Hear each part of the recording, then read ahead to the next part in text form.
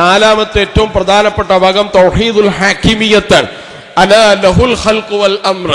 നിങ്ങളെ സൃഷ്ടിച്ചത് അല്ലാഹുവാണ്, അതുകൊണ്ട് അല്ലാഹുവിന് നിങ്ങൾ ഇബാദത്ത് ചെയ്യണം. അതുപോലെ തന്നെ അല്ലാഹുവിന് സമാനമായ സിഫത്തുകളോ നാമങ്ങളോ വേറെ ഒരാൾക്ക് ചാർത്തി കൊടുക്കാനോ ആ വിശേഷണങ്ങൾ ഉണ്ട് എന്ന് പറയാൻ നമുക്ക് കഴിയില്ല. അതേപോലെ തന്നെ നമുക്ക് അല്ലാഹുവിന് സൃഷ്ടിപ്പ് അല്ലാഹുവിനായതുകൊണ്ട് മിൽക്ക് അല്ലാഹുവിനാണ്, ഉടമസ്ഥാവകാശ ആർക്കാണ്? അല്ലാഹുവിനാണ്. മുൽക്ക് ആർക്കാണ്? അധികാരം ആധിപത്യം ആർക്കാണ്? അല്ലാഹുവിനാണ്. കാരണം അലാ ലഹുൽ ഖൽഖ് വൽ അംർ. ഖൽഖ് ആർക്കാണോ ആ ശക്തിക്ക് മാത്രമാണ് അമ്രുണ്ടാവുക, കൽപ്പിക്കാനുള്ള അധികാരം ഉണ്ടാവുക. അതുകൊണ്ട് ഇനിൽ ഹുക്മു ഇല്ലാ ലില്ലാ. നാലാമത്തെ ഏറ്റവും പ്രധാനപ്പെട്ട തൗഹീദാണ് ഇനിൽ ഹുക്മു ഇല്ലാ ലില്ലാ. അല്ലാഹുവിനല്ലാതെ നിയമമില്ല, ഹുക്കുമില്ല എന്ന് പറഞ്ഞ നിയമം നിർമ്മിക്കാനുള്ള അധികാരം ആർക്കാണ്? അല്ലാഹുവിനാണ്.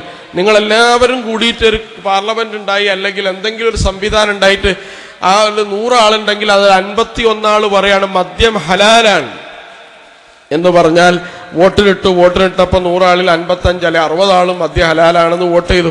പക്ഷെ ഒരു വിശ്വാസിക്ക് അതുകൊണ്ട് എന്തെയില്ല, മദ്യം അനുവദനീയമാവില്ല. കാരണം അവന്റെ ജീവിതത്തിന്റെ എല്ലാ മേഖലകളിലും ശരിയും തെറ്റും തീർപ്പാക്കാനുള്ള അധികാരം ഇനിൽ ഹുക്മു ഇല്ലാ ലില്ലാ, അല്ലാഹുവിനാണ്. ഈ 3 നേരത്തെ പറഞ്ഞതുപോലെ തൗഹീദിന്റെ പാർശ്വഭാഗങ്ങൾ അംഗീകരിക്കുന്ന ആളുകൾ, വിശ്വസിക്കുന്ന ആളുകളുണ്ട്.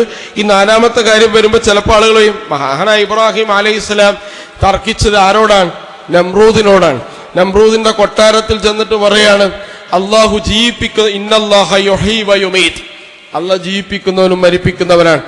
അന ഉഹീ വ ഉമീത്. നമ്രൂദ് എഴുന്നേറ്റ് പറയാൻ അതിനെന്താ കുഴപ്പം? ഞാനും ജീവിപ്പിക്കുന്ന ആളാണ്, ഞാനും മരിപ്പിക്കുന്ന ആളാണ്. 2 ആളോട് വരാൻ പറഞ്ഞു, ഒരാളെ തട്ടി. കണ്ട, ഒരാളെ ഞാൻ കൊന്നു, ഒരാളോട് വീട്ടിൽ പോകാൻ പറഞ്ഞു, ഒരാളെ ഞാൻ ജീവിപ്പിച്ചു. ഞാനും എൻ്റെ അള്ളയും തമ്മിൽ എന്ത് വ്യത്യാസമാണുള്ളത്? എന്ത് വ്യത്യാസമുള്ള? അപ്പൊ ഇബ്രാഹിം അലൈഹിസ്സലാം പറഞ്ഞു ഇന്നല്ലാഹ യഅതി ബിശംസി മിനൽ മഗ്രിബ് മശ്രിഖ് ഫഅതി ബിഹാ മിനൽ മഗ്രിബ്. എൻ്റെ റബ്ബ് എന്താണ്? സൂര്യനെ കിഴക്കുന്ന് കൊണ്ടുവരുന്നവനാണ്. സാധ്യമെങ്കിൽ ഈ പടിഞ്ഞാറുന്ന് സൂര്യനെ ഉദിപ്പിക്ക്. ഫബുഹിതല്ലദീ കഫർ. നിഷേധിയായാളും. അപ്പൊ യഥാർത്ഥത്തിൽ ഒരാളെ ജീവിപ്പിക്കാനും മരിപ്പിക്കാനും ശേഷിയുണ്ടെന്ന് വിശ്വസിക്കുന്ന ആളല്ല ആര്? നമ്രൂദ് എന്ന് പറയുന്ന ആള്.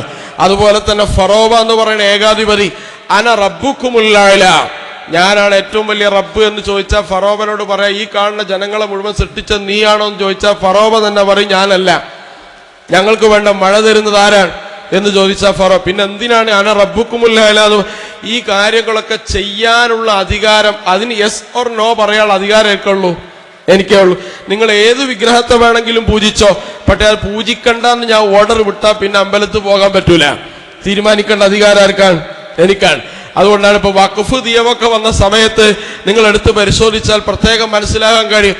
വഖഫ് നിയമത്തിന്റെ അടിസ്ഥാനം എന്താണ്? നിങ്ങൾ എവിടെ വഖഫ് ഭേദഗതി നിയമം ഇവിടെ പാസ്സായി, ആ സമയത്ത് ഇത് ഖബർസ്ഥാനാണോ അല്ലേ, അതുപോലെ തന്നെ പള്ളിയാണോ അല്ലേ എന്ന് തീരുമാനിക്കാൻ അധികാരം ഇത് വഖഫാണ്.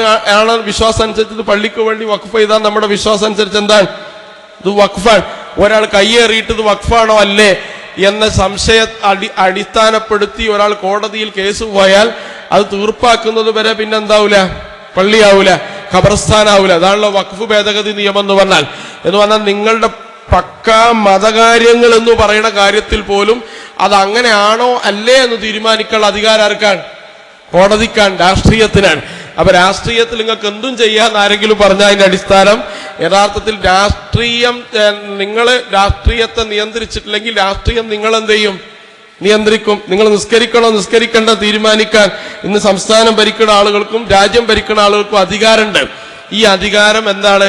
ഈ അധികാരം ഉപയോഗിച്ചവർ നിയമങ്ങൾ ഭേദഗതി ചെയ്യുന്നു, നിയമങ്ങളിൽ മാറ്റത്തിരുത്തൽ വരുത്തുന്നു. അപ്പോൾ നമുക്ക് മനസ്സിലാവുകയാണ് യഥാർത്ഥത്തിൽ ഇത് രാഷ്ട്രീയ കാര്യമാണല്ലോ എന്ന് പറഞ്ഞ് മാറ്റി നിർത്തിയതാണ്.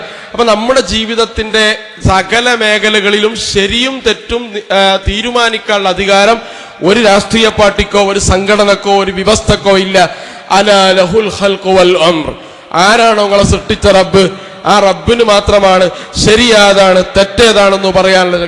ഇതിനു വേണ്ടിയാണ് ഹദറത്ത് ഇബ്രാഹിം അലൈഹിസ്സലാം നമ്രൂദിന്റെ കൊട്ടാരത്തിൽ പോയി കലഹിച്ചത്. ഹദറത്ത് മൂസ അലൈഹിസ്സലാം ഫറോവയുടെ കൊട്ടാരത്തിൽ പോയി കലഹിച്ചത് എന്തിനു വേണ്ടിയാണ്? ഈ അധികാരം നിനക്കല്ല എന്ന് പറയാനാണ്.